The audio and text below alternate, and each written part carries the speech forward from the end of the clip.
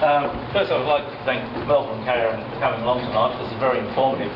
I nearly fell off the seat a second ago because Barbara asked the same question that I was going to ask, and so that's one thing we've agreed on. But I've got another thing that's bothering. It's about representation. Division 5 is Redland Bay and the Bay Islands, and it's really like being in council with two hats because there are so many differences in this division. I also note that Division 5 has got the largest number of people voting. It's nearly 10,000, where some of the other divisions have just over 8,000, so there's a big difference.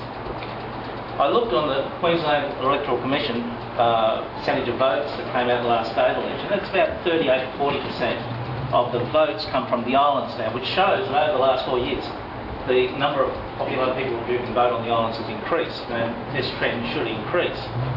So my question is, do either of you support, in 4 years' time, that we move to have a representation of the change of boundary where perhaps Stradbroke Island is brought in and we have representation truly reflecting the islands and not trying to cater for two different types of needs on the electorate?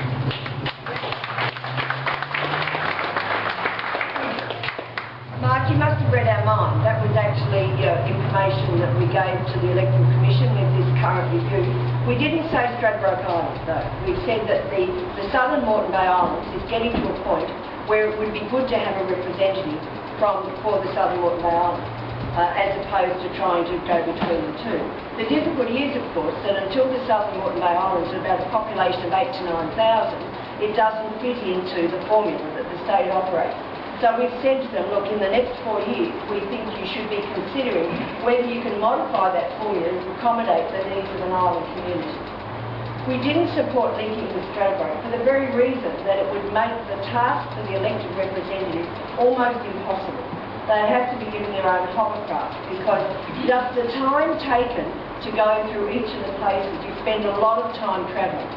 So we support the concept of having a single divisional councillor.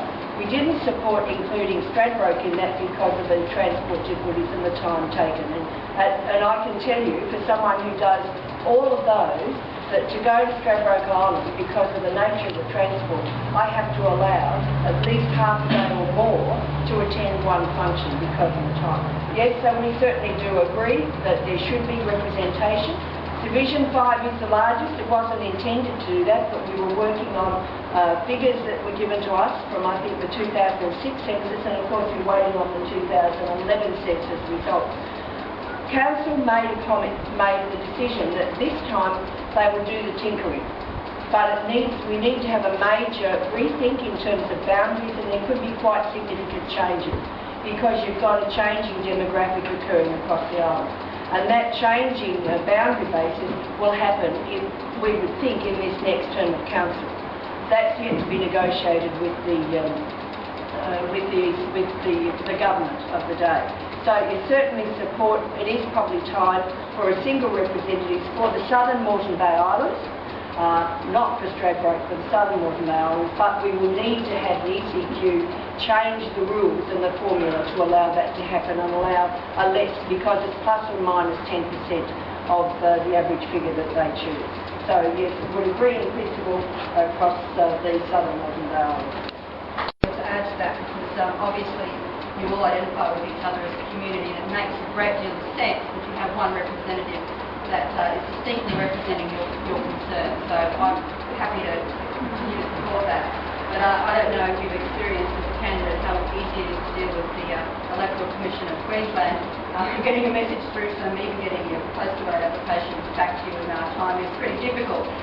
But look, I would undertake to work hard with anyone that wanted to make what I would think a fairer system for the boundaries for Redland City. And I think this is a pretty good example that you probably wouldn't be able to replicate too many other communities. And I'll be happy to go hand in hand with anyone that wanted to make those submissions to the state government. I don't think there's much more I can add to that. State election, there were 92,000 voters in Redland. On the southern Moreton Bay Islands, voting at the booths, now I don't know what proportion were postal, there were about 2,400 to 2,600. And on North Stradbroke Island, I think there's 16 to 1900. Again, we're waiting on the figures to come through. So I'm not sure I whether was you... looking at eligible figures that they've published at the EU. Yeah, well, 38, it's not 38% by a long shot. Excuse me. Not all of us voted on the island, and we voted on the mainland, but because we had other things to do. But it's not 38%. But Right, folks. there was still quite a few of us voted I think that the answers to that last question from both our candidates fits in perfectly with what everyone here is hoping for, is that one day we have our own representative representing us on the island. We're now